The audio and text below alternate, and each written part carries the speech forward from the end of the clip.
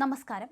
ആശുപത്രിയുടെ ചുവരുകൾക്കുള്ളിൽ ഒരു പുതിയ ജീവൻ പിറന്നതിന്റെ സന്തോഷം അലതല്ലുമ്പോൾ പുറത്ത് ഒരു ജീപ്പിനുള്ളിൽ ഒരാൾ തന്റെ കുഞ്ഞിനെയും ഭാര്യയെയും വീട്ടിലേക്ക് കൂട്ടിക്കൊണ്ടുപോകാൻ ആവേശത്തോടെ കാത്തിരിക്കുന്നുണ്ടായിരുന്നു. കായക്കൊടിക്കാരനായ 30 വയസ്സുകാരൻ വിനുപ്രസാദിന്റെ ജീവിതത്തിലെ ഏറ്റവും വലിയ സന്തോഷം ഒരു അച്ഛനായതിന്റെ നിർവൃതി. വെറും 3 ദിവസത്തെ ആയുസ്സിൽ ഒതുങ്ങിപ്പോകുമെന്ന് ആരും അറിഞ്ഞില്ല. വിധി അത്രമേൽ ക്രൂരമായി ആ ജീവിതത്തെ കണ്ടപ്പോൾ കോഴിക്കോട് മെഡിക്കൽ കോളേജിന് മുന്നിലെ ആ കാഴ്ച നാടിനെ കണ്ണീരിലാഴ്ത്തി. കഴിഞ്ഞ മാസം 27-നാണ് വിനു തന്റെ ഭാര്യ അനുസ്മയെ പ്രസവത്തിനായി മെഡിക്കൽ കോളേജ് മാതൃശിശു സംരക്ഷണ കേന്ദ്രത്തിൽ എത്തിച്ചത്. അന്നു മുതൽ കൂട്ടുകാരൻ സജിത്തിന്റെ ജീപ്പായിരുന്നു വിനുവിന്റെ ലോകം. വഴിയരികിൽ നിർത്തിയിട്ട ആ ജീപ്പിന്റെ ഉള്ളിൽ അവൻ ഉറങ്ങി, ഭക്ഷണം കഴിച്ചു, പുതിയ ജീവിതത്തെക്കുറിച്ചുള്ള സ്വപ്നങ്ങൾ കണ്ടു. മരുന്നുകൾക്കും മറ്റുമുള്ള ആവശ്യങ്ങൾ വരുമ്പോൾ അമ്മ ശോഭ അവനെ വിവരമറിയിക്കും. അവനത് വാങ്ങിക്കൊടുത്ത് വീണ്ടും കാത്തിരിപ്പിലേക്ക് മടങ്ങും. ശനിയാഴ്ച ആ സന്തോഷം അവനെ തേടിയെത്തി. അനുസ്മയ ഒരു പെൺകുഞ്ഞിന് ജന്മം നൽകി.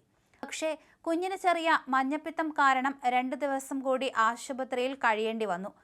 ചൊവ്വാഴ്ച അമ്മയെയും കുഞ്ഞിനെയും ഡിസ്ചാർജ് ചെയ്യാനിരിക്കെ ആ പുലർച്ചെയാണ് ദുരന്തം വിനുവിനെ തേടിയെത്തിയത്. തിങ്കളാഴ്ച രാത്രിയും സംസാരിച്ച് വിനുവിനെ ഫോണിൽ കിട്ടാതായപ്പോൾ അമ്മ ശോഭ ആശുപത്രിയിൽ നിന്ന് റോഡിലേക്കിറങ്ങി അന്വേഷിച്ചു. മെഡിക്കൽ കോളേജിന് സമീപം നിർത്തിയിട്ടിരുന്ന സജിത്തിന്റെ ജീപ്പിനുള്ളിൽ ഒരു തലയണയ്ക്കരികിൽ ഛർദിയുടെ അംശങ്ങളുമായി വിനു ജീവനറ്റ നിലയിൽ കിടക്കുകയായിരുന്നു. ഉടൻ അത്യാഹിത വിഭാഗത്തിൽ എത്തിച്ചെങ്കിലും മരണം സംഭവിക്കുകയായിരുന്നു. ഹൃദയ സംബന്ധമായ അസുഖമാണ് മരണകാരണമെന്നാണ് പ്രാഥമികമായ നിഗമനം.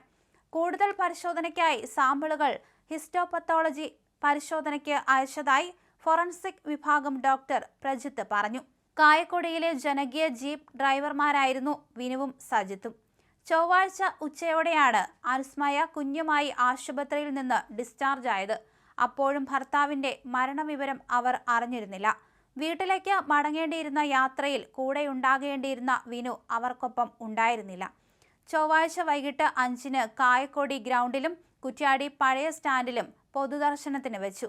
വിനുവിന്റെ അച്ഛൻ മനോജനാണ്, സഹോദരൻ മനുപ്രസാദാണ്. എന്തായാലും ഹൃദയ സംബന്ധമായ അസുഖം തന്നെയാണ് പ്രശ്നമെന്നാണ് പറയപ്പെടുന്നത്. എന്തായാലും കൂടുതൽ ടെസ്റ്റുകൾക്ക് ശേഷം മാത്രമേ യഥാർത്ഥ കാരണമെന്തെന്ന് വ്യക്തമാകൂ.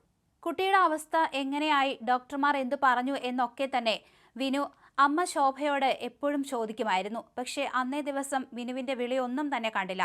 അതുകൊണ്ട് തന്നെയാണ് ഇവർ അന്വേഷിച്ചെത്തിയത്.